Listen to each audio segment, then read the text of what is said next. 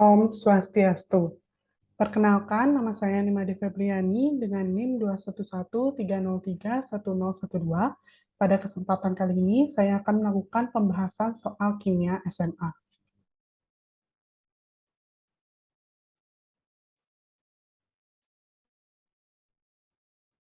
Pada soal nomor 1, bagian A, yaitu kita diminta untuk menghitung perubahan entalpi delta H reaksi pada kesetimbangan nomor 1.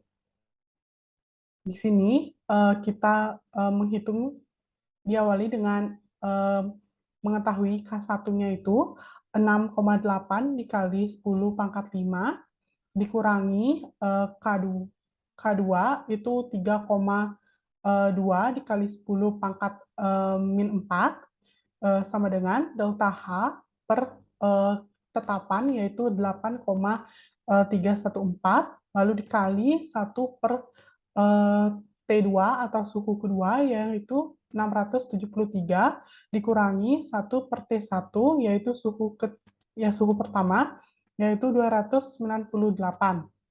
Maka didapatkan delta H sebesar minus 95,5 kilo per joule. Pada soal bagian B, yaitu kita diminta untuk menghitung presentasi amonia yang bereaksi pada kondisi tersebut. Nah, rasio mol NH3 atau CO2 itu sama dengan 3. Nah, kita memisalkan pada saat awal terdapat A mol CO2, maka mol NH3 adalah 3 A mol. Nah, pada layar sudah diberikan perhitungan pada awal, pada saat bereaksi, dan pada akhirnya. Nah, konversi CO2 ini sama dengan 60%, sama dengan 0,6, sama dengan X per A. Maka X sama dengan 0,6A. Lalu kita konversikan NH3 sama dengan 2X per 3A sama dengan 2 dikali X tadi yaitu 0,6A lalu dibagi 3A, maka hasilnya adalah 0,4 atau 40%. Selanjutnya, soal bagian C, jika reaksi pembuatan urea pada kondisi di atas dilakukan dalam wadah 10 liter, lalu kita diminta untuk menghitung massa urea yang dihasilkan atau diasumsikan pada kondisi tersebut, campuran gas bereaksi bersifat sebagai gas ideal. Langsung saja di sini kita jawab menggunakan langsung saja di sini saya jawab, yaitu PCO2 sama dengan 1/4 dikali 140 ATM, yaitu sama dengan 35 ATM. Lalu mol CO2 itu kita menggunakan rumus N sama dengan PV per RT, maka akan didapatkan 9,422 mol. Selanjutnya, pada mol urea yang terbentuk itu sama dengan mol CO2 yang bereaksi, maka 60% dikali 9,422 mol sama dengan 3,392 mol. Selanjutnya, massa urea yang terbentuk yaitu 3,392 mol itu dikali 60 gram per mol, yang hasilnya adalah 203,52 gram. Selanjutnya, soal bagian D, yaitu jelaskan pengaruh peningkatan temperatur pada efisiensi reaksi pembentukan urea melalui reaksi kedua dan ketiga. Nah, langsung saja saya jawab. Di sini temperatur itu berpengaruh pada efisiensi reaksi yang membentuk kesetimbangan, yaitu reaksi yang ketiga. Karena reaksi yang ketiga itu bersifat endoterm, maka peningkatan temperaturnya itu akan meningkat efisiensi reaksi pembentukan urea. Selanjutnya, pada soal bagian E, kita diminta untuk menghitung perubahan entalpi delta H reaksi pada nomor 2. Delta H reaksi yang kedua itu menggunakan rumus delta H pembentukan NH2COO NH4 dikurang 2 dikali delta pembentukan standar NH3 dikurangi delta pembentukan standar CO2. Maka akan didapatkan hasil sebesar minus 116 maaf, sebelumnya minus 161,4 kilojoule. Selanjutnya soal bagian F, yaitu pergunakan data-data di atas sebelumnya yang telah kita cari untuk memperkirakan energi kisi amonium karbamat. Nah, pada layar telah diberikan diagram pembentukan dari energi kisi amonium karbamat. Nah, sehingga itu kita sehingga delta H kedua itu sama dengan delta H ketiga ditambah delta H keempat sama dengan delta H ketiga dikurangi U. Nah, U ini adalah energi kisi. Selanjutnya, delta H ketiga pada diagram di atas itu dapat didekati dengan melihat ikatan yang putus. Ikatan yang putus. Nah, selanjutnya delta H ketiga itu sama dengan energi kisi ikatan yang putus, ikatan C rangkap 2 dengan O dikurangi energi kisi ikatan yang terbentuk C dengan O, lalu dikurangi energi kisi ikatan yang terbentuk C dengan N, maka akan didapatkan hasil sebesar 78 kilojoule per mol. Selanjutnya kita mencari energi kisi dengan rumus delta H ketiga dikurangi delta H kedua sama dengan 78 dikurangi minus 161,4. Nah, maka hasilnya adalah 239,4 kilojoule per mol. Selanjutnya, pada bagian G, kita diminta untuk menggambarkan struktur titik Lewis untuk urea dan ion sianat. Nah, pada layar PPT telah diberikan gambar dari struktur Lewis untuk urea dan ion sianat.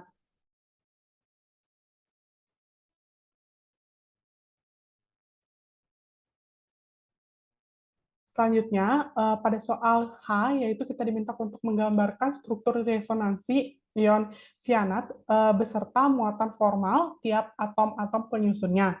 Nah, serta kita diminta untuk memilih dari struktur resonansi ion sianat itu yang paling stabil. Nah, yang paling stabil itu adalah struktur resonansi yang ada di tengah, karena pemisahan muatan yang paling kecil, serta atom O yang paling elektronegatif memiliki muatan formal negatif itu satu. Selanjutnya, soal bagian J, diketahui dua reaksi ionisasi dalam air sebagai berikut ini. Pada layar sudah diberikan reaksi ionisasi. Nah, lalu diminta kita untuk bagaimana pH larutan urea asam atau basa tersebut. Nah, larutan urea ini bersifat asam karena asam sianat atau CNOH itu memiliki harga tetapan ionisasi asam sebesar 3,70, lebih kecil dari nilai harga tetapan ionisasi basa 4,75 dari NH3.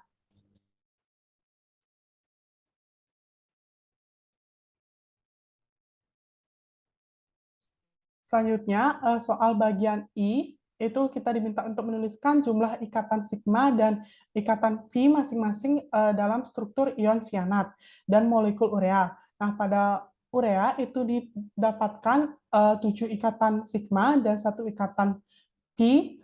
Pada ion sianat kita mendapatkan 2 ikatan sigma dan 2 ikatan Pi.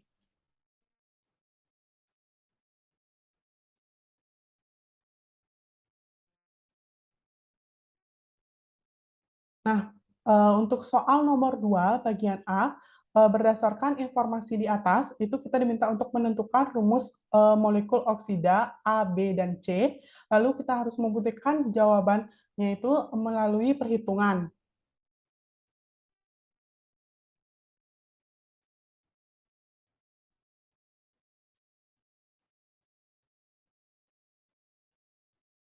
Nah, di sini kita harus memisahkan dulu formula oksidanya itu adalah BrNOM. Nah, reaksi oksida brom dengan iodida dalam asam itu akan seperti ini. Selanjutnya, itu diketahui bahwa melalui perhitungan ini pada layar, oksida A itu adalah BrO2 dan oksida B itu adalah Br2O3, oksida pada C itu adalah Br2O.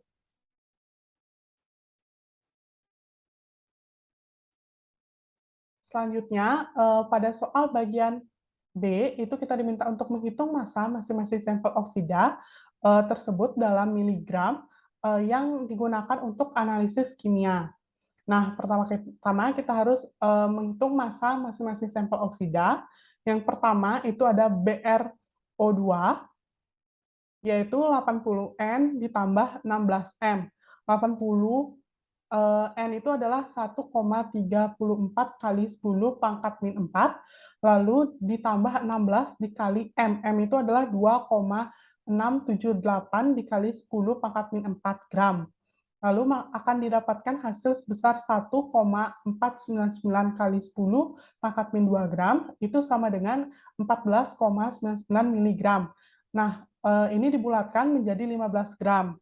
Lalu pada Br2O3 itu 80 dikali 2,88 kali 10 pangkat min 4 ditambah 16 dikali 4,312 dikali 10 pangkat min 4 itu akan didapatkan 29,94 miligram, maka dibulatkan menjadi 30 miligram.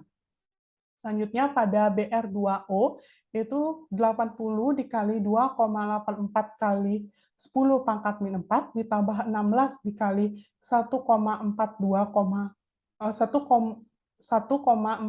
dikali 10 pangkat min 4, maka akan didapatkan 24,99 miligram. Ini dibulatkan menjadi 20 miligram.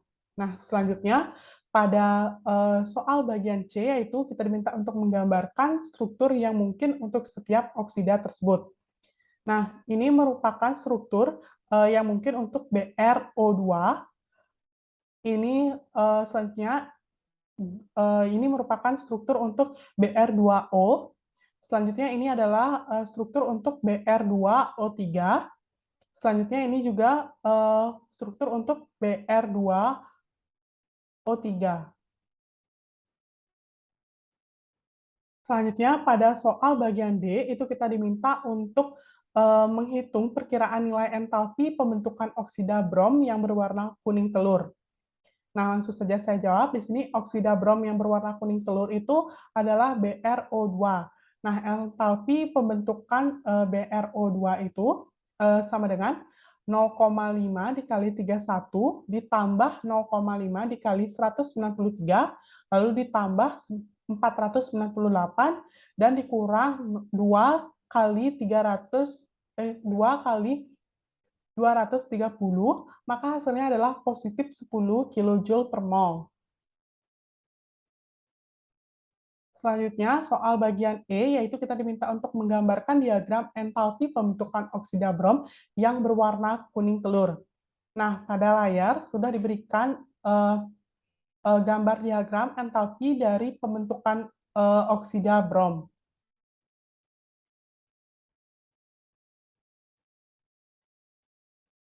Selanjutnya, soal nomor 3 bagian A, itu kita diminta untuk menghitung konsentrasi asam asetat sebelum diencerkan.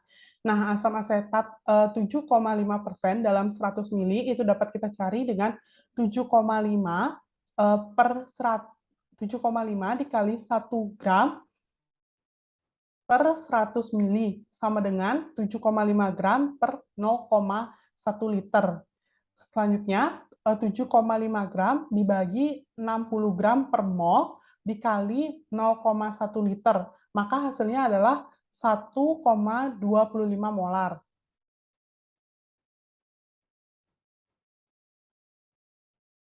Selanjutnya, soal bagian B, itu kita diminta untuk menghitung nilai tetapan kesetimbangan asam atau Ka asam asetat. Nah, pertama-tama kita 10 ml itu diencerkan menjadi 100 ml dengan cara 10 ml dibagi 100 ml dikali 1,25 molar, maka hasilnya adalah 0,125 molar. Nah, pH yang diketahui itu adalah 2,80. Selanjutnya, konsentrasi H+ itu sama dengan 10 pangkat 2, 10 pangkat min 2,80 sama dengan 1,58 kali 10 pangkat min 3 molar. Selanjutnya, ini ada reaksi kesetimbangan CH3O COOH menjadi H+ plus CH3COO min. Selanjutnya, untuk mencari KA, kita menggunakan rumus konsentrasi H+ dikali konsentrasi CH3COO min dibagi konsentrasi CH3COOH itu sama dengan akan didapatkan hasil sebesar 2,0 dikali 10 pangkat min 5. Itu adalah KA. Hasil dari nilai ketetapan keseimbangan asam asetat tersebut. Selanjutnya, pada soal bagian C, yaitu kita diminta untuk menuliskan reaksi yang terjadi. Reaksi yang pertama itu ada NaHCO3 plus CH3COOH menjadi Na plus ditambah CH3COO min ditambah CO2 ditambah H2O. Atau pada reaksi yang kedua adalah NaHCO3 ditambah HC2H3O2 menjadi NaC2H3O2 plus H2O plus CO2. Selanjutnya pada soal bagian D, yaitu kita diminta untuk menentukan pH 100 ml asam cuka setelah penambahan soda kue. Nah, ini kita bisa menggunakan dua cara perhitungan. Cara pertama seperti ini, bagian atas, lalu cara kedua ada di bagian bawah. Nah, di sini saya akan menjelaskan cara ke bagian dua, yaitu pertama-tama konsentrasi H3O+ itu sama dengan KW per konsentrasi OH- sama dengan 1 dikali 10 pangkat min 14 per 7,9 kali 10 pangkat min 6 itu sama dengan 1,26 kali 10 pangkat 9 kali 10 pangkat minus 9 molar. Nah, pH-nya itu sama dengan minus log dikali konsentrasi H3O+, sama dengan minus log dikali 1,26 kali 10 pangkat minus 9, yaitu adalah hasilnya 8,90.